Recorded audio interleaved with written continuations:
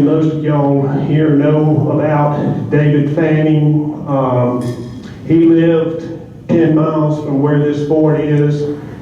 James Lindley owned the property where this fort was. It was named after him, but James Lindley was a loyalist. He was a justice of the peace in the 96th district. He was given this land with this fort on it, but he was driven off in the snow campaign in the backcountry in 1775.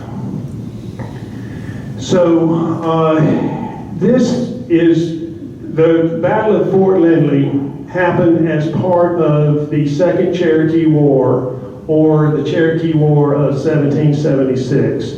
The British launched a two-pronged attack on South Carolina. The Battle of Sullivan's Island, June 28, 1776.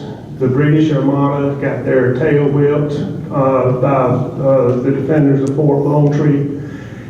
At the same time, the British agents were fomenting a Cherokee uprising in the backcountry of South Carolina. There was a sister fort to Fort Lindley. There were blockhouses all along the Cherokee frontier. Anderson, Greenville, Pickens, and Oconee counties were Cherokee territory during the Revolutionary War. It was illegal for any man of European descent to be in Cherokee territory unless he had a passport. So the British fomented a uprising. And we have an eyewitness account of the Battle of Fort Lindley that happened from a fellow who was at a sister fort, Fort Kellett Blockhouse, 20 miles away. The people at the Kellett Blockhouse got information that the Cherokees and the Tories were going to attack this fort on the night of July the 15th, 1776. Now, Matthew Brown is the one who gives this account. His job while he was stationed at the Kellett Blockhouse was to go out and collect and bury dead settlers along the Cherokee territory. He buried 31 men, women, and children who had been scalped by the Cherokees. Then we get notice that the Cherokees are going to attack this fort. And that's what happened on July the 15th. Matthew Brown and his men rushed to Fort Lindley. They got there before dusk. When they got there, they found the Little River Regiment, Lawrence County's finest. They were out in this field. They were drunk. They were so drunk that they didn't believe the rescuers telling them that the Cherokees were coming. They were so drunk they leveled their rifles at their Cherokees.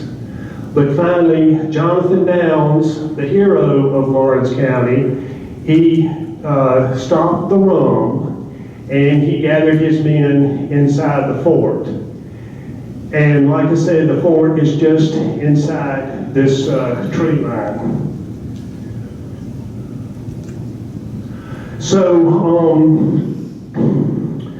at midnight, the Cherokees had surrounded the fort and a brisk firefight took place for 2 hours. And finally, the Patriots inside the fort had enough. They threw open the gates of the fort and they charged out and charged the Cherokees. And the old Indian fighters, Francis Mering among them, knew that when you charged the Cherokees, they would break off the attack. And this was no act of cowardice on the Cherokees' part. This is how they fought. They did not want to be martyrs for their cause. They wanted to fight again the next time. So when you charged the Cherokees, they fled. Was anybody killed at Fort Lindley? We really don't know. They found a lot of blood. The next morning, they sent out a skirmish line a half-mile wide, marching through the fields. They came across a 1-acre cleared area with 30 horses there with saddlebags and so forth. And in these saddlebags, they found the commission papers for Captain James Lindley. James Lindley, who was captured at the Battle of the Canebrake, who owned this property. James Lindley attacked his own house, but it was an unsuccessful attack. We don't know what happened to James Lindley for the next 2 years, for the next 30 months. He was captured at the Battle of Kettle Creek, and he was hung as a result of breaking his parole after he was captured at the Battle of the Canebrake. So here's my inspiration for this, right here. This is 90-year-old Roy Christie. For 200 years, the site of Fort Lindley was lost to history. And in 1975, Roy Lindley was looking at an old map from 1873, the Kaiser Helms map. Roy was a engineer for Southern Bell, and there was relay towers set up all across the East Coast, and Roy was in charge of the relay tower at Hickory Tavern, South Carolina. And when he was looking at that map, Kaiser Helms map, he saw a notation that said, Old Fort. And he thought to himself, that's where I live, 5 miles from my house.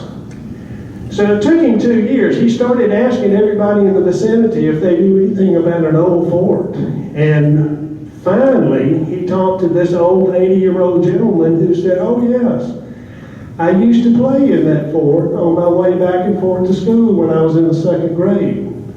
So that fellow brought Roy to the site, and when Roy got there, everything was completely cleared. It was a cow pasture. And from that, Roy did more investigation, got the state archaeologist up, and the archaeologist said, yes, indeed, this is the site of Fort Lindley. Roy Lindley rediscovered lost history. And so many of these sites have been lost. And it is our job, it is our duty to rediscover these locations. And I hope that everybody here will help engage in this endeavor.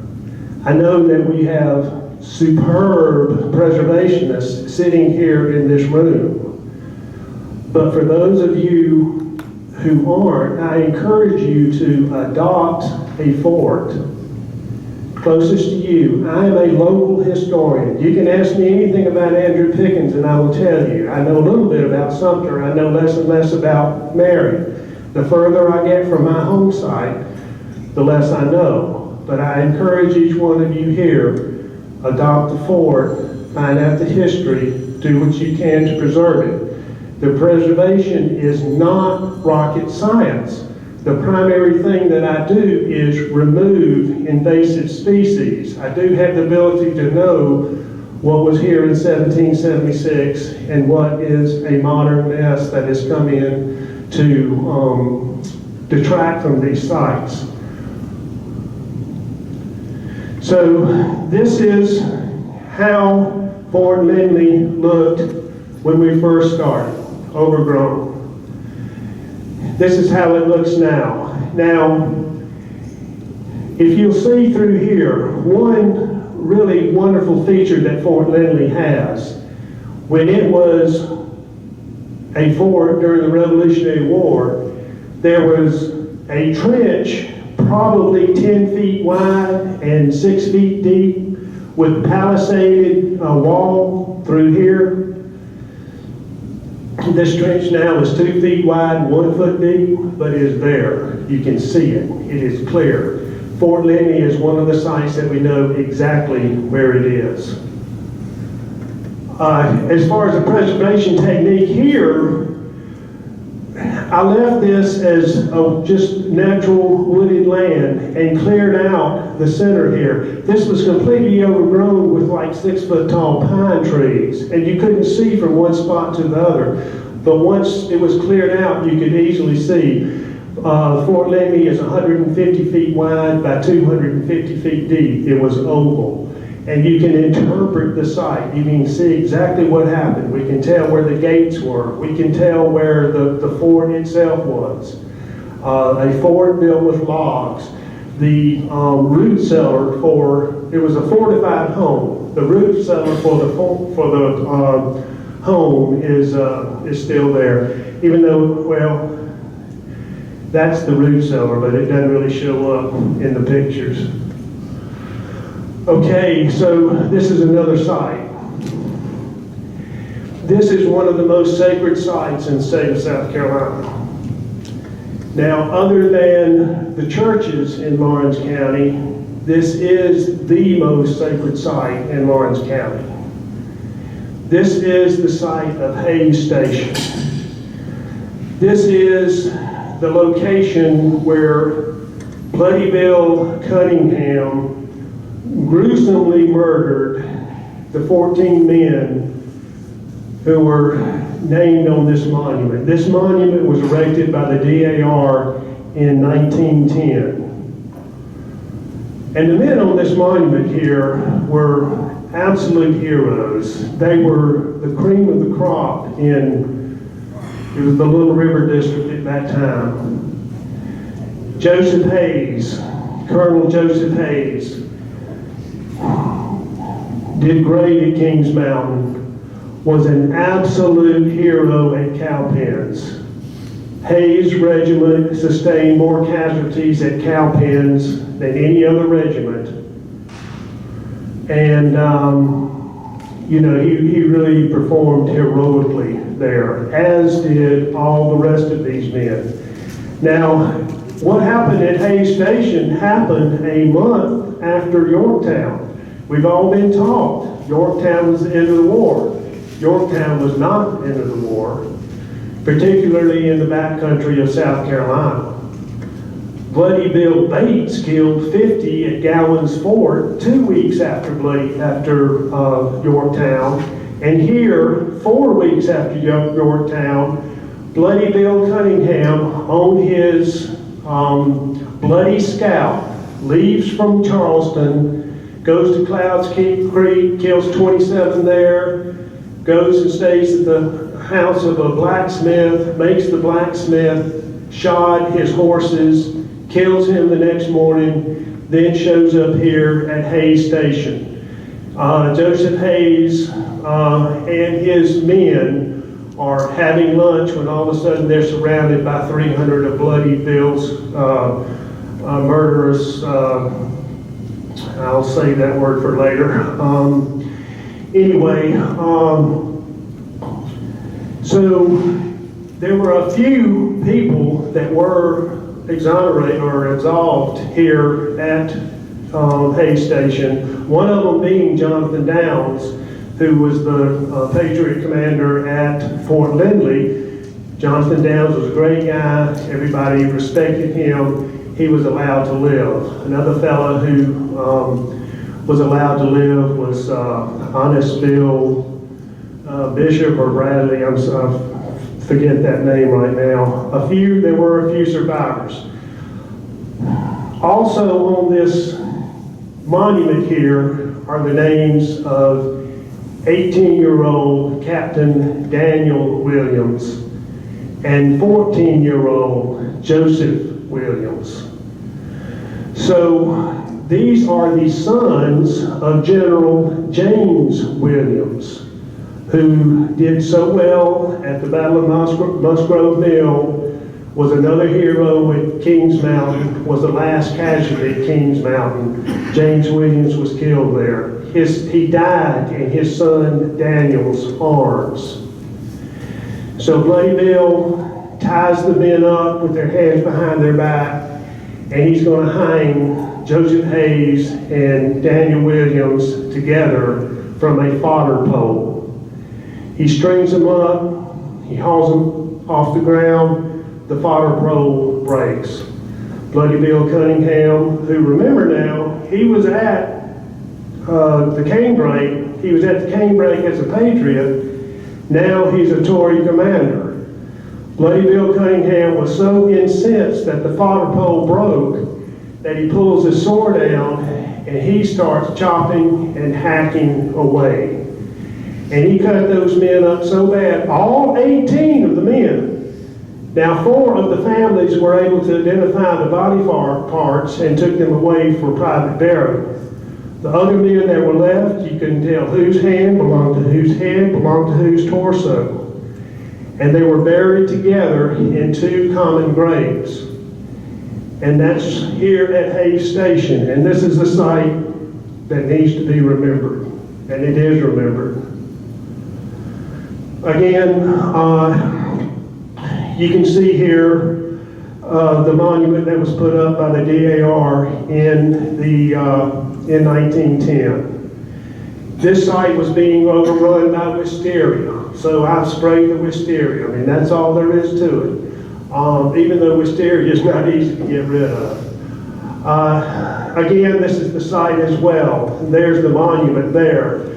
Hayes Station is a 1-acre plot that's in the middle of a 1,200-acre hunting preserve.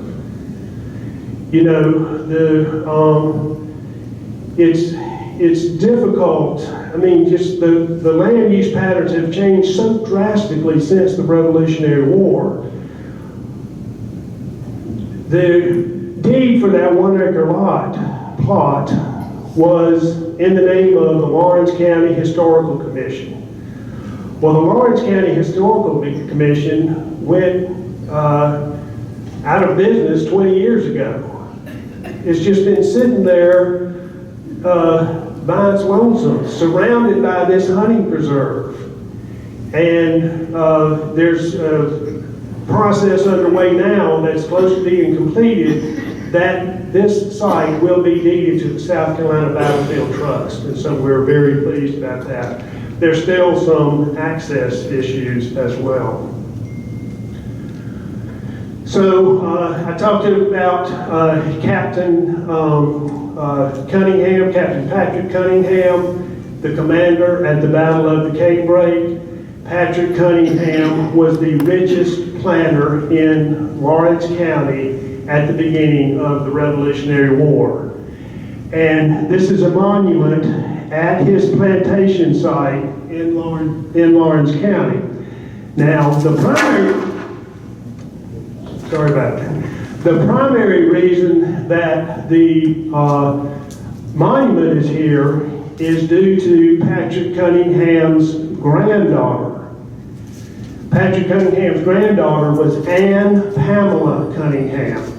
And Anne Pamela Cunningham is the savior of Mount Vernon, the first preservation undertaking in America was through the efforts of Anne Pamela Cunningham, Patrick Cunningham, the Loyalist commander, his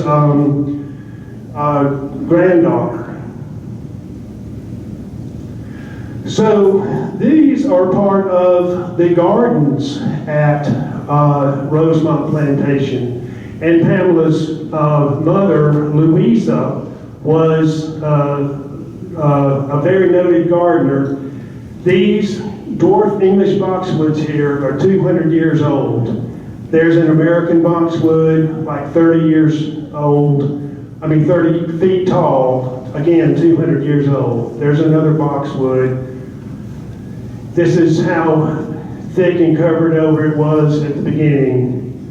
And this is Rosemont Plantation now. Here's the 2 boxwoods. And this vegetation, it was 2 feet thick of Vinca major. Fort Rutledge is a fort on the Clemson campus. Here's where Clemson students are doing archaeological work. This monument here was put up by the DAR in 1908. This site was so overgrown, there are actually 2 students here in the underbrush. I don't know what that, 2 relics right there. This was so overgrown that we had to use a skid steer and a brush cutter to open up the site here. And this is an acre that has been cleared at this point.